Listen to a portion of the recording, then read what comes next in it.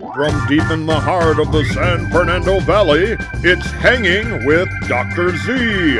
Tonight, funny man Bobcat Goldthwait with Rusty Steel and the Steel Wheels. This monkey means business. The doctor will see you now. Hey, hello! Whoa! Thank you very much. Whoa, thank you. We have a dynamite show, but first let me introduce you to our musical maestro, Rusty Steel and the Steel Wheels are right over there. Thank you. Hey, I wanted to ask you a question. Do you have a phobia? Well, apes is one, I guess. That explains why you're way over there. Uh-huh. You never come near me. No. Apes eat faces, so. No. Those chimps, not orangutans. You're being apist. Here, I have a phobia. I'm afraid of snakes. And of course, by snakes, I mean intimacy. I'm also afraid of getting stuck on an elevator with a shark. Work that one out. Anyway, our guest tonight is a slippery character. He's an actor and a writer and a director and a dear, dear friend of the doctor's. Bobcat Goldthwait is here tonight. That's coming up after this commercial. Rusty Steel and the Steel Wheels. You're hanging with the doctor, don't let go.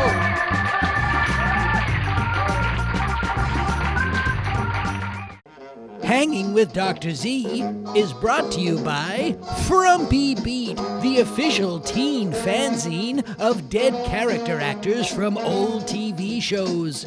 From Captain Binghamton to Aunt Bee to Uncle Charlie, Frumpy Beat keeps your finger on yesterday's pulse. Today, for tomorrow's sake, at fine newsstands everywhere, right next to the gun magazines.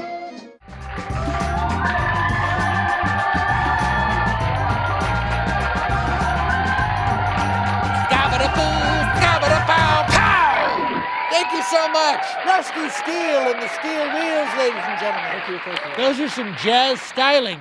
Yeah, I know. Do you know, have you ever heard of Miles Davis? Nope. He was a jazz, I think he was a trumpet player. Miles Davis. Oh, no. I never heard him play, but I did once sell him a 10-speed through the recycler. Cool. He had enough cash, bought the bike. Yeah, I love 10 speeds. Yeah, it was good. It was a Fuji. Yeah, I love All those. right. Speaking of 10 speeds, our next guest works at all speeds.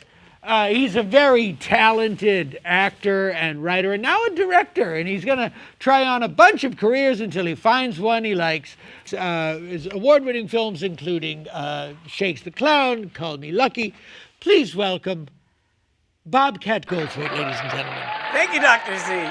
I'm so excited that you have a show, Dr. Z. And Thank you so much. I've been watching it, and to quote Jerry Lewis when he brought Charlie Callis on his talk show that was on for 2 weeks. Sure. In the 80s or 90s, I'm not sure. It was in the 80s. He said, this next guest's capacity for showmanship and pizzazz has taken him to the galaxies and beyond. And that applies to you too, Dr. Z. I look at you as somebody who was born at the intersection of razzmatazz and sparkle. That's so true. You told me about working with Don Rickles. Yeah. And the thing that the only thing about your career that baffled him was that you wore jeans.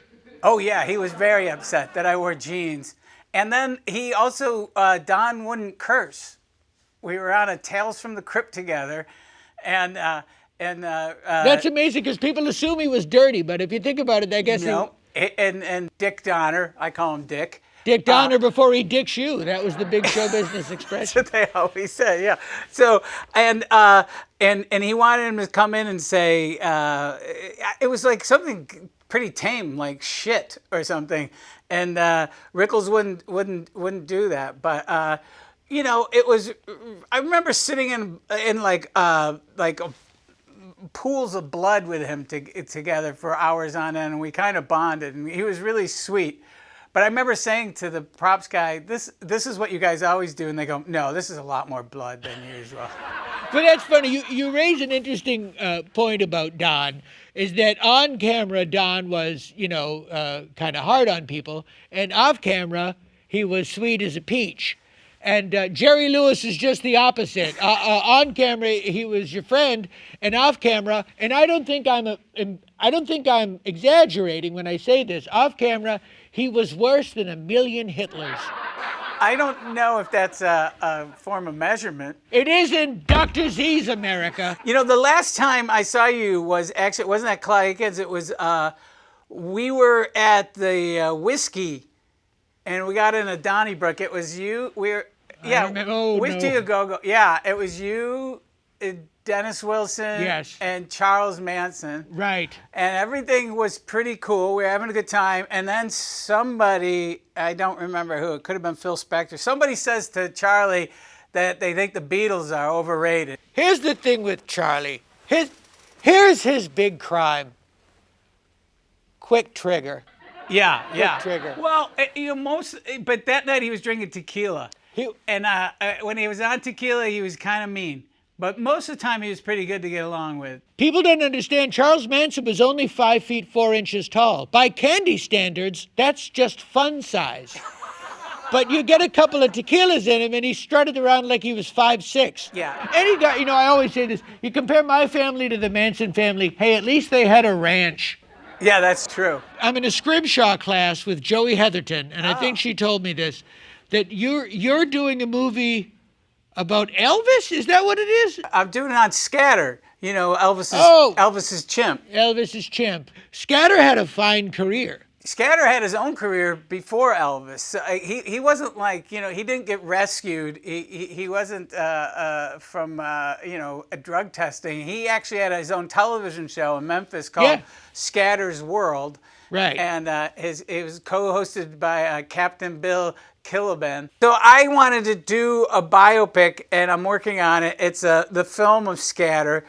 Scatter was so close to the king, and I thought this would be a new way to explore Elvis's world, and also Scatter had a demise where some folks say he died of old age, but it's believed that Elvis's maid may have poisoned him. And really? Yeah, and he's also buried in the backyard of graveyard. People don't know that about Elvis.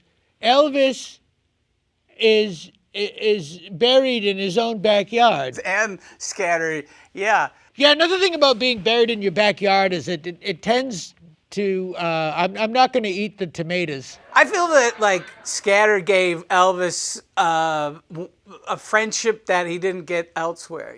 They both wore diapers. Boy, talk about the ties that bind. The ties that bind. They both like to bite people. People don't know Elvis was a twin. Yeah. Elvis had a twin in the womb. And do you think he killed him?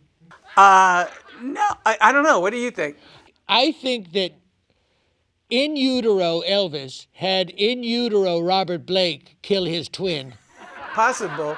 What was the twin's name? His name is Elvisn't. Elvisn't. Well, where can we I got to let you go. Where can we see you next, Robert? Comics Unleashed. Ladies and gentlemen, Bobcat Goldthwait. Tomorrow night, Fred Rogers from Mr. Rogers' Neighborhood and musician Wendy O. Williams. Thank you so much. Rusty Steel and the Steel Wheels. Get us out of here.